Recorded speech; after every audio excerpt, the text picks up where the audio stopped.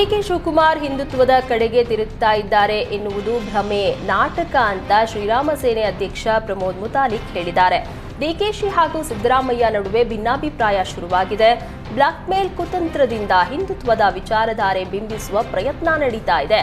ಹೀಗಾಗಿ ಡಿಕೆಶಿ ಬಿಜೆಪಿಗೆ ಬರ್ತಾನಂದ್ರೆ ಸೇರಿಸಿಕೊಳ್ಳಬಾರದು. ಈ ಹಿಂದೆ ರಾಹುಲ್ ಗಾಂಧಿ ಬಟ್ಟೆ ಮೇಲೆ ಜನಿವಾರ ಹಾಕಿಕೊಂಡು ಹಣೆ ಮೇಲೆ ದೊಡ್ಡ ಕುಂಕುಮ ಇಟ್ಕೊಂಡು ನಾಟಕ ಮಾಡಿದ್ರು. ಇದೀಗ ಡಿಕೆ ಶಿವಕುಮಾರ್ ಕೂಡ ಅಧಿಕಾರಕ್ಕಾಗಿ ಹಿಂದುತ್ವದ ನಾಟಕ ಮಾಡ್ತಾರೆ. ಬಾಂಬ್ ಹಾಕುವ ಟೆರರಿಸ್ಟ್ಗಳನ್ನ ಬ್ರದರ್ಸ್ ಅಂತಾರೆ. ಇಂಥವರ ಹಿಂದುತ್ವ ಒಪ್ಪಬಾರದು ಅಂತ ಮುತಾಲಿಕ್ ಕಿಡಿಕಾರಿದ್ರು. ಚಿಕ್ಕಮಗಳೂರು ಜಿಲ್ಲೆಯ ಮೂಡಿಗೆರೆ ತಾಲೂಕಿನ ತರುವೆ ಗ್ರಾಮದಲ್ಲಿ ಕಳೆದ 2-3 ದಿನಗಳಿಂದ ಕಾಡಾನೆ ಬೀಡು ಬಿಟ್ಟಿದೆ. ಅದರಿಂದ ಗ್ರಾಮಸ್ಥರಲ್ಲಿ ಭಯದ ವಾತಾವರಣ ನಿರ್ಮಾಣ ಆಗಿದೆ. ಇನ್ನು ತರುವೆ ಚೌಡೇಶ್ವರಿ ದೇವಸ್ಥಾನದ ಸುತ್ತಲೂ ಬಾಳೆ, ಕಾಫಿ ಹಾಗೂ ಇತರೆ ಬೆಳೆಗಳನ್ನು ಹಾನಿ ಮಾಡಿದ್ದು ಸೂಕ್ತ ಪರಿಹಾರಕ್ಕೆ ರೈತರು ಆಗ್ರಹಿಸಿದ್ದಾರೆ. ಬೆಳೆ ನಷ್ಟಗೊಂಡ ಪ್ರದೇಶಗಳಿಗೆ ಅರಣ್ಯ ಅಧಿಕಾರಿ ಅಭಿಷೇಕ್ ಭೇಟಿ ನೀಡಿ ರೈತರಿಗೆ ಸಾಂತ್ವನ ಹೇಳಿದ್ದಾರೆ. ಉಡುಪಿ ಜಿಲ್ಲೆಯ ಕಾಪು ಮಾರಿಯಮ್ಮನ ಸನ್ನಿಧಾನಕ್ಕೆ ಬಹುಭಾಷಾ ನಟಿ ಪೂಜಾ ಹೆಗಡೆ ಭೇಟಿ ನೀಡಿದ್ರು.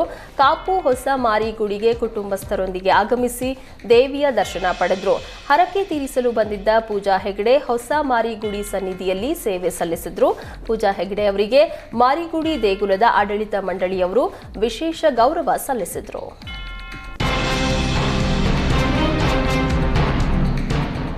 ಮಂಡ್ಯ ಜಿಲ್ಲೆ ಮಳವಳ್ಳಿ ತಾಲೂಕಿನ ಡಿ ಹಲಸಹಳ್ಳಿ ಗ್ರಾಮದಲ್ಲಿ 3 ದಿನಗಳ ಶಿವರಾತ್ರಿ ಹಬ್ಬ ವಿಜೃಂಭಣೆಯಿಂದ ನಡೀತಾ ಇದೆ.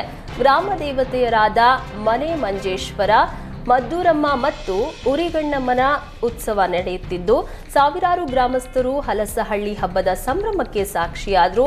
ಉರಿಗಣ್ಣಮ್ಮ, ಮದ್ದೂರಮ್ಮ ಮತ್ತು ಮನೆ ಮಂಜೇಶ್ವರಿಯ ಪಲ್ಲಕ್ಕಿ ಉತ್ಸವ ಅದ್ದೂರಿಯಾಗಿ ನೆರವೇರಿತು. ಸಾಲು ಆರತಿ, ಕಳಸೋತ್ಸವ, ಪಲ್ಲಕ್ಕಿ ಉತ್ಸವದ ಆಚರಣೆಗೆ ದೇವರ ಕುಣಿತ, ಡೊಳ್ಳು, ತಮಟೆ ವಾದ್ಯ ಮೆರುಗು ನೀಡಿವೆ. ಉತ್ಸವಕ್ಕೆ ಆಗಮಿಸುವ ಭಕ್ತಾದಿಗಳಿಗೆ ಗ್ರಾಮಸ್ಥರ ವತಿಯಿಂದ ಭೋಜನ ವ್ಯವಸ್ಥೆ ಏರ್ಪಡಿಸಿದ್ದು 3 ದಿನ ಗ್ರಾಮಕ್ಕೆ ಆಗಮಿಸುವ ಭಕ್ತಾದಿಗಳಿಗೆ ಅನ್ನದಾಸೋಹ ನಡೀತಾ ಇದೆ. ಇಂದು ಮುಂಜಾನೆ 3:30ರಿಂದ 5 ಗಂಟೆವರೆಗೂ ಮನೆ ಮಂಜೇಶ್ವರಿ ಉತ್ಸವ ವಿಜೃಂಭಣೆಯಿಂದ ನೆರವೇರಿದ್ದು ಸಾವಿರಾರು ಭಕ್ತರು ಆಗಮಿಸಿ 3 ದಿನದ ಹಲಸಹಳ್ಳಿ ಶಿವರಾತ್ರಿಯ ಸಂಭ್ರಮವನ್ನ ಕಣ್ತುಂಬಿಕೊಂಡರು.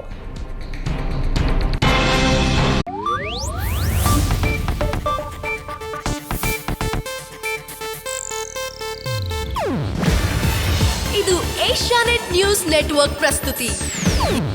ನೀವು ನೋಡ್ತಿದ್ದೀರಾ ಏಷ್ಯಾನೆಟ್ ಸುವರ್ಣ ನ್ಯೂಸ್.